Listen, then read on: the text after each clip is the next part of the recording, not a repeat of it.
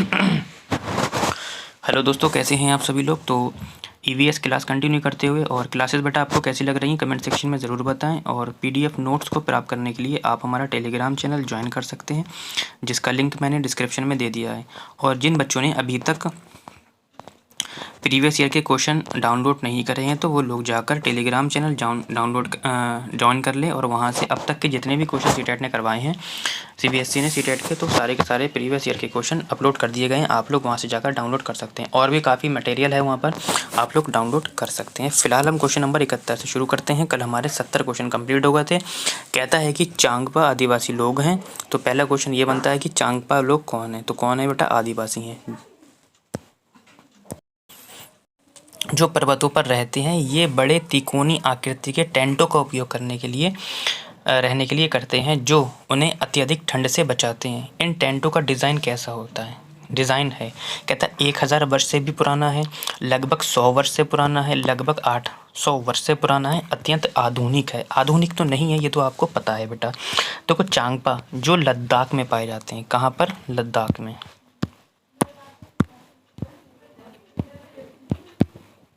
कहाँ, लद्दाख। ठीक है, लद्दाख क्षेत्र के प्रमुख आदिवासी लोग हैं। ये तिब्बती मूल का बंजारा नामक समुदाय हैं जो लद्दाख क्षेत्र के चांगथंग क्षेत्र में निवास करते हैं।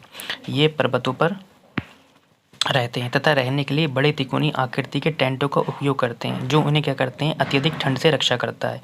बेटा ये जो एक क्वेश्चन मैं बता रहा हूँ काफ़ी इंपॉर्टेंट है कि इन टेंटों को क्या कहते हैं, ये पूछ लेता है कभी कभी। इन टेंटों को क्या कहते हैं, ये पूछ लेता है। इन टेंटों को बेटो क्या कहते हैं, रेबो बोलते हैं। क्या बोलते हैं, रेबो बोलते हैं। क्या बोलते हैं, रेबो बोलते हैं। इन टेंटों का डिज़ाइन लगभग 1000 वर्ष से भी क्या है, पुराना है। लगभग 1000 वर्ष से भी पुराना है। ठीक है बेटा, इसको थोड़ा सा हटा देते हैं।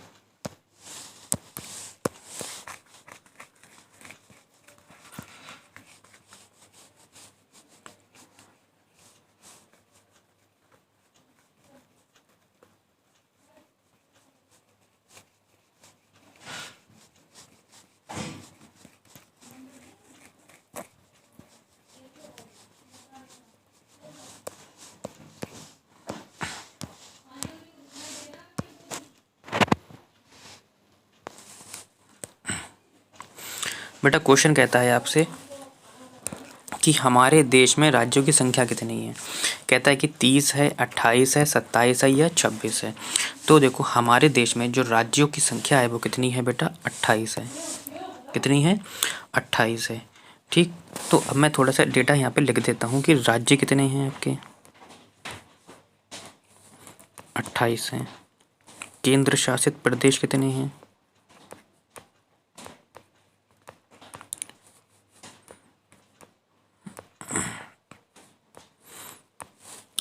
तो कितने हैं बेटा, 8 हैं आपके। ठीक, भारत का नवीनतम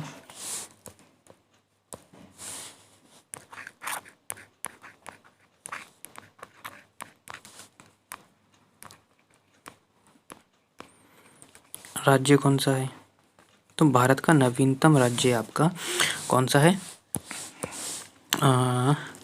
तेलंगाना है। कौन सा है, तेलंगाना है, जिसका गठन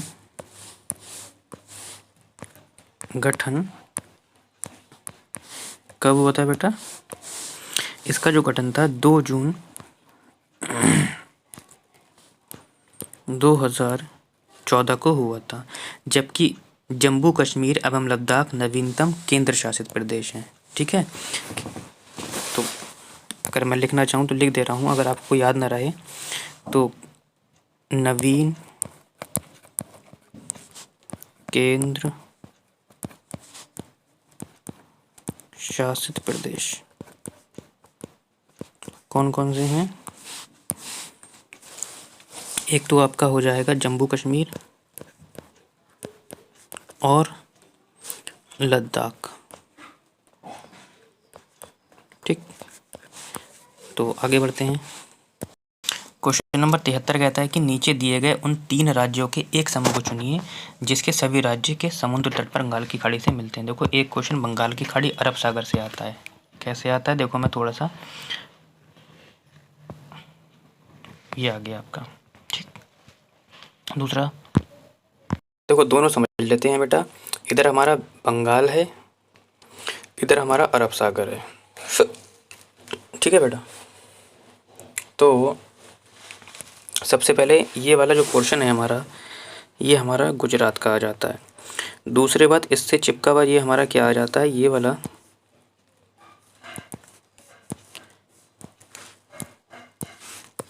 ये वाला महाराष्ट्र का आ जाता है।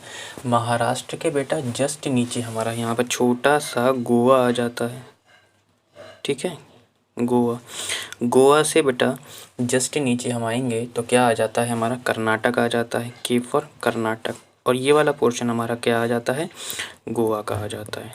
तो बेटा अगर आपसे पूछ ले कि अरब सागर से जुड़े हुए कौन से हैं, तो ये आ जाएंगे। अब हमसे पूछता है कि बंगाल की खाड़ी से जुड़े हुए कौन से हैं, तो बेटा ये वाला पोर्शन हमारा तमिलनाडु का आ जाता है,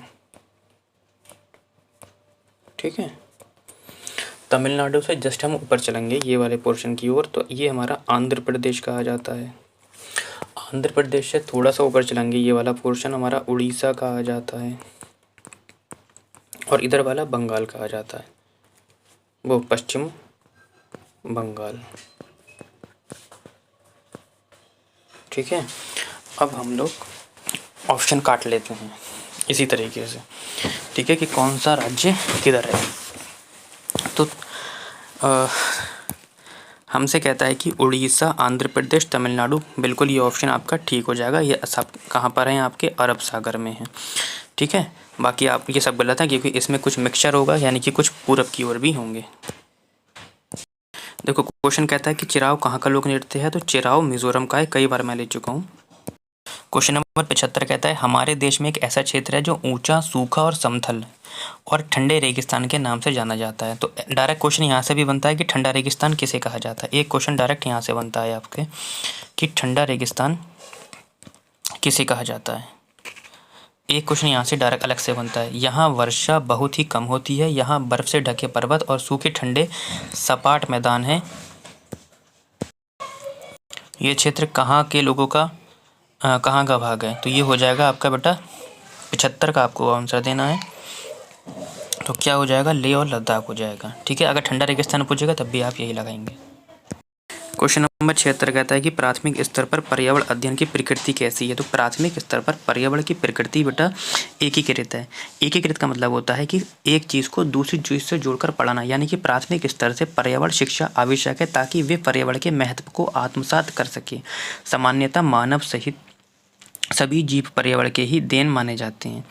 बेटा एकीकृत का मतलब होता है कि यानी कि कक्षा 2 तक जो होती है ईवीएस की पुस्तक नहीं होती है, तो हमें भाषा के माध्यम से सिखाई जाती है। जैसे कि का से कबूतर में कबूतर बना दिया यहाँ पर, तो पर्यावरण आ गया। छोटे आ से अनार, आम, इस तरीके से ये सब पर्यावरण इसमें सम्मिलित हो जाता है, ठीक है।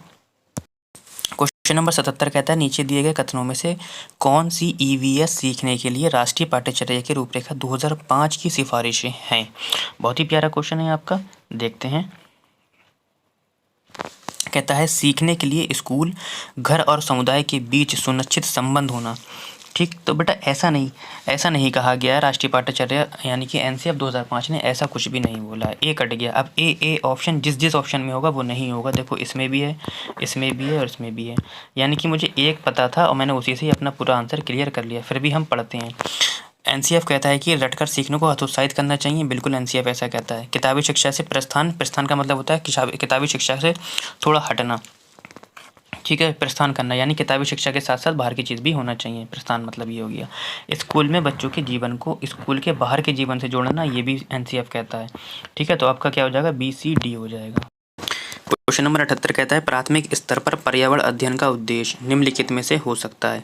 कहता है विशेष रूप से प्राकृतिक पर्यावरण के संबंध में बच्चे की जिज्ञासा रचनात्मकता का पोषण करना। बिल्कुल पॉजिटिव ऑप्शन है कि उनकी जिज्ञासा और रचनात्मकता को पोषण करना चाहिए। पर्यावरण के मुद्दों के बारे में जागरूकता विकसित करना, बिल्कुल ये भी ऑप्शन आपका ठीक है। बच्चे को खोजपूर्ण और व्यवहारिक गतिविधियों में सम्मिलित करना, बिल्कुल बेटा ऑप्शन नंबर सी भी ठीक है। कहता है बच्चे को ज्ञान के एक निश्चित निकाय के प्राप्तिकर्ता के रूप में देखना, ये गलत है आपका। यानी कि ऑप्शन नंबर ए, बी और सी किस में आ जाएगा, ये आ जाएगा, ठीक है। क्वेश्चन नंबर 79 कहता है कि प्राथमिक स्तर पर पर्यावरण अध्ययन की शिक्षा शास्त्र के संबंध में निम्नलिखित में से कौन सा कथन सत्य है। 79 का आपको बताना है। कहता है ये बाल केंद्रित है, बिल्कुल बेटा ये बाल केंद्रित है। ये किताबी है, नहीं। इसमें प्रशिक्षक के रूप में शिक्षक शामिल होता है। ये पुनर्प्राप्त प्रथाओं से केंद्रित है। ऑप्शन नंबर ए हो जाएगा। ज़्यादा इधर उधर नहीं जाना है क्योंकि हमारा एक ही ऑप्शन बढ़िया है कि ये बाल केंद्रित है। क्वेश्चन नंबर 80 कहता है कि प्राथमिक स्तर पर ईबीएस की सीखने सिखाने की प्रक्रिया शिक्षकों के लिए चुनौतीपूर्ण है, क्यों है ये बताना है। 80 का आपको बताना है। कहता है बच्चों के लिए रचनात्मक और पहल करने के लिए, बिल्कुल ये हो सकता है। बच्चों द्वारा रट्टा मारना, देखो गलत हो गया। अवधारणाओं का वर्णन करना।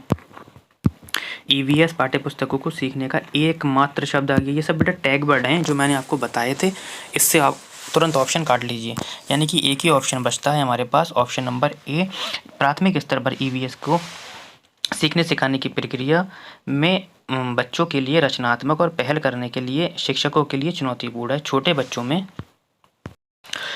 बच्चों में पर्यावरण की समझ विकसित करने एवं रचनात्मक ढंग से बच्चों को पर्यावरण संबंधित संकल्पना समझाना अध्यापक के लिए क्या होता है, चुनौतीपूर्ण कार्य होता है। तो आज के लिए बेटा इतना ही।